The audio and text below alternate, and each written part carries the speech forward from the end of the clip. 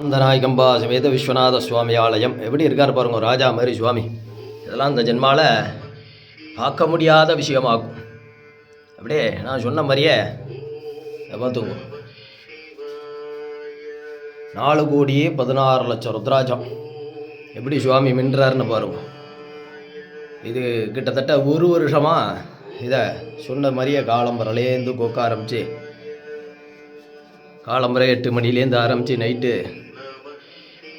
6:30 மணி மட்டும் டெய்லி நடந்த சம்பவம். இது சாதாரணமான விஷயம் கிடையாது. இது சாத்தினதுக்கு அப்புறம் தான் இவருடைய அஞ்ஞாபம் நம்மளுடைய தெரிய ஆரம்பித்ததாகும். இதை ஏன்னா வர முடியாதவளைக்காண்டி இதை தரிசனத்துக்காண்டி இந்த வீடியோ எடுத்துருக்கேன். வந்திருந்தவா கூட்டமாக இருந்தாலும் கவனிக்கலைனால நான் மன்னிப்பு கேட்டுக்கிறேன். ஏன்னாக்கா சரியான கூட்டம் வந்திருந்தவாளுக்கு தெரியும். ஆமாம், யாருக்கும் எதுவும் செய்யப்படாது அப்படிங்கிற ஞாபகம்லாம் மனசில் இல்லை. அதுக்காண்டி மன்னிப்பு இருந்தாலும் நான் கேட்டுக்கிறேன். ஏன்னாக்கா இது எவ்வளோ பெரிய விசேஷம், சாதாரணமான விசேஷம் கிடையாது. ஏன்னாக்கா 3 நாள் தூங்கலை.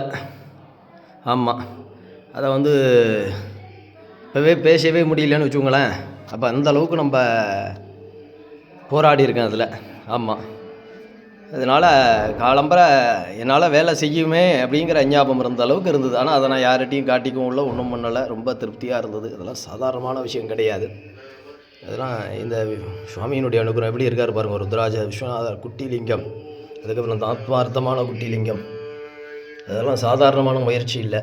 அதனால் இதை நான் வர முடியாதவாளுக்கும் வந்தவாளுக்கும் இதை ஞாபகமாக காட்டிக்கிறேன். ஆமாம், இதை தரிசனம் பண்ணிக்க வேண்டியது. ஆமாம், மனப்பூர்வமான நன்றி. நமஸ்காரம்.